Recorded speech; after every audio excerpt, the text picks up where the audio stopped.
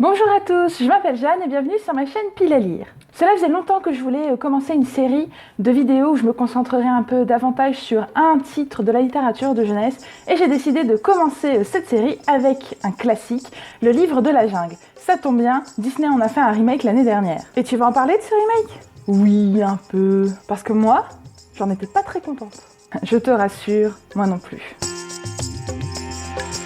Généralement, ce qu'on sait du Livre de la Jungle, c'est ce qu'en a laissé le dessin animé de Walt Disney de 1963. On se rappelle de Il en faut peu pour être heureux, on se rappelle de personnages comme Mowgli, Shere Khan, Bagheera, Kaa, le roi Louis, et c'est un classique pour plusieurs générations. Cependant, je vous préviens, si vous désirez vous aventurer dans le texte original, faites le deuil des chansonnettes et de l'insouciance de Mowgli.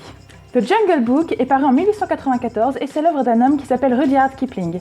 Rudyard Kipling est né dans les colonies britanniques indiennes avant de faire ses études en Angleterre puis aux États-Unis. Je ne vais pas vous saouler avec les détails biographiques, Wikipédia est votre ami, mais sachez que c'était un fervent défenseur de l'idée d'impérialisme britannique. D'ailleurs, ses opinions sont aujourd'hui assez controversées car il était tellement pétri d'impérialisme que certains de ses discours sont parfois limites. Il a notamment écrit un poème qui s'appelle « Le fardeau de l'homme blanc », présentant l'impérialisme comme le devoir qu'ont les blancs d'aller apporter lumière et civilisation aux peuplades barbares. C'est moche, hein?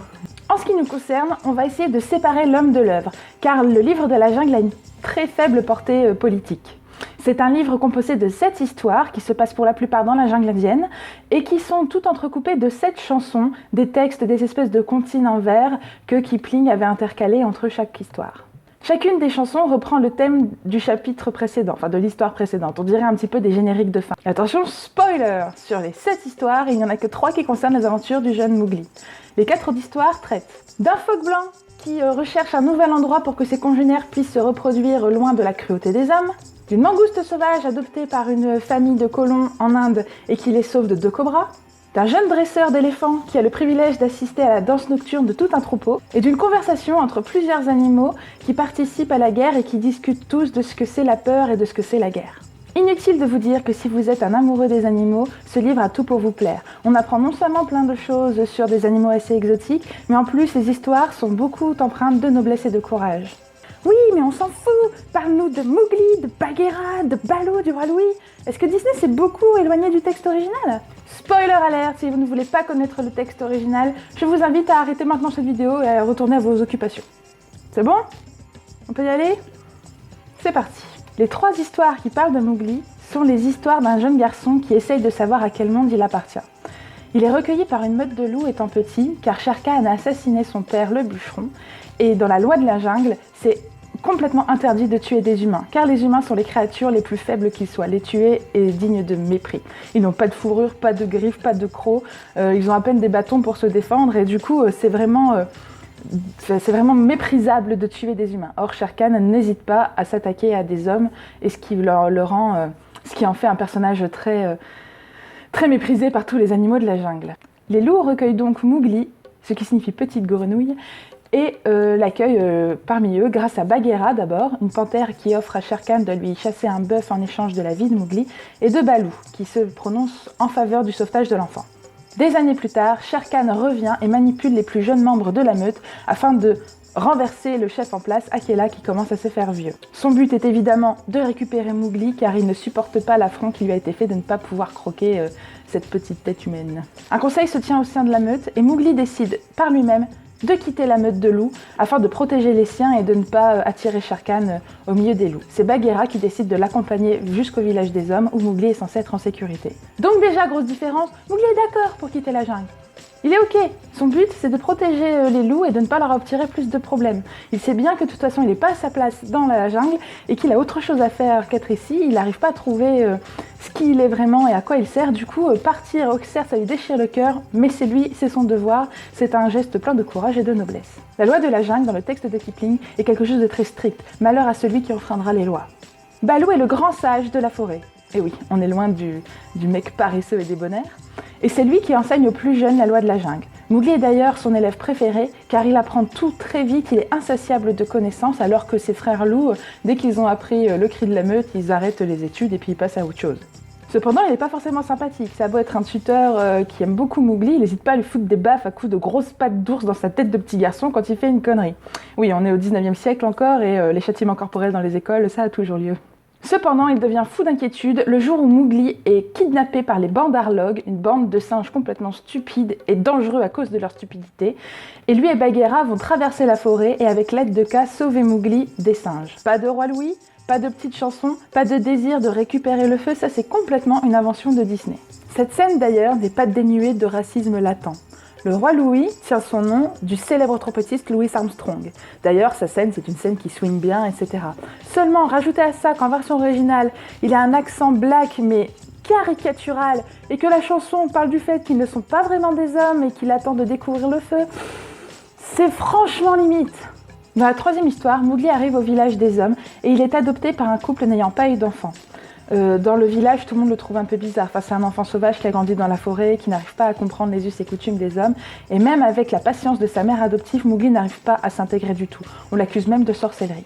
Heureusement, un de ses frères loups, Loup Gris, lui rend régulièrement visite et le tient au courant de tout ce qui se passe dans la jungle. C'est comme ça que Mowgli apprend que Shere Khan est en train de rôder autour du village dans l'espoir de l'attraper car il n'a pas oublié sa vengeance et il veut absolument croquer du Mowgli. Décidant de ne pas mettre en danger sa famille adoptive qui a toujours été bonne avec lui, il arrive à tendre un piège à Shere Khan et à le tuer. Et le chapitre se termine sur Mowgli qui dépaisse Shere Khan. Sérieux? Mais c'est hardcore! Et attends, c'est pas fini. Mowgli prend la peau encore chaude de Shere Khan, qu'il porte sur lui, et va la déposer au rocher des loups, déclarant qu'il les a libérés de la menace du tigre. Cependant, les loups refusent toujours de l'inclure dans leur meute. Mowgli a alors ces mots assez terribles. Le clan des hommes m'a chassé. Je ne leur ai point fait de mal, mais ils avaient peur de moi. Pourquoi? Clan des loups, vous m'avez chassé aussi. La jungle m'est fermée, les portes du village aussi. Pourquoi? C'est cette terrible perte d'appartenance qui achève les trois histoires de Mowgli. Il décide à la fin d'aller chasser seul dans la jungle et 4 de ses frères loups décident de l'accompagner. C'est cette étrange meute qui disparaît dans les bois et pour le premier livre de la jungle, on n'en entend plus parler. Et c'est tout. Non, c'est pas vraiment tout. Il y a eu un second livre de la jungle, puis un troisième dans lequel on retrouve Mowgli pour de nouvelles aventures, certaines se passant avant qu'il décide de quitter la jungle, d'autres se passant après, et on le suit même jusqu'à l'âge adulte. Mais nous ne l'avons pas lu, donc on vous invite à découvrir ça par vous-même. Oui, parce que la lecture du livre de la jungle n'a pas été facile. C'est aussi parce qu'on lit en VO pour se la péter. Oui, certes, mais au-delà de ça, la langue est assez soutenue, il y a très peu de rythme, de rebondissement et de suspense.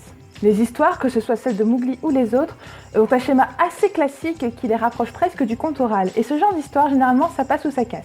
En ce qui me concerne, moi personnellement, j'aurais vite abandonné si j'avais pas été passionnée de littérature de jeunesse et si j'avais pas autant aimé découvrir les classiques derrière les Disney. Cependant, j'invite les amoureux des animaux, de l'aventure, de la jungle, de l'exotisme à se plonger dedans, je pense que vous y trouverez votre compte. Et le remake de Disney, là, avec décors et effets spéciaux, t'en as pensé quoi? Ce n'est que mon avis, mais j'en ai pas compris l'intérêt.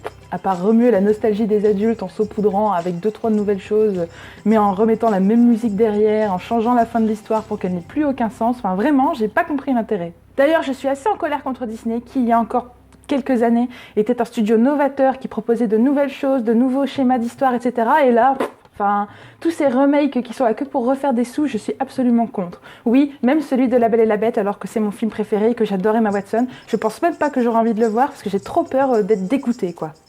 En résumé, pour le livre de la jungle de 2016, là, ils ont repris le film de 1963, ils ont rajouté 2-3 éléments empruntés à Kipling, notamment les crises politiques chez les loups, et ils ont fait un happy ending, pas trop crédible, mais au moins tout le monde est content et ça fait plaisir.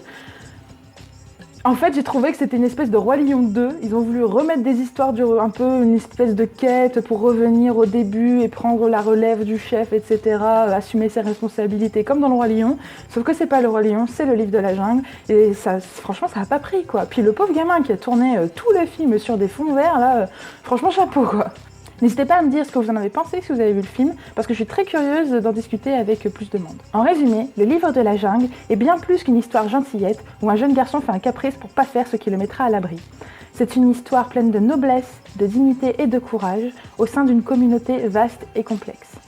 C'est également un recueil de nouvelles et de poèmes qui nous fait voyager et nous questionne sur notre part d'animalité. Un texte à lire si vous êtes curieux de découvrir un classique qui a inspiré, entre autres, le mouvement scout, Tarzan, ou L'étrange vie de Nobody Owens de Neil Gaiman. Merci à tous de m'avoir suivi pour cette première vidéo où je vous présente un classique. J'espère que ça vous a plu. N'hésitez pas à me dire dans les commentaires quels autres livres vous aimeriez étudier avec moi et ce que vous avez pensé de ce nouveau format et de cette nouvelle formule. En attendant, je vous souhaite d'excellentes lectures et je vous dis à la prochaine.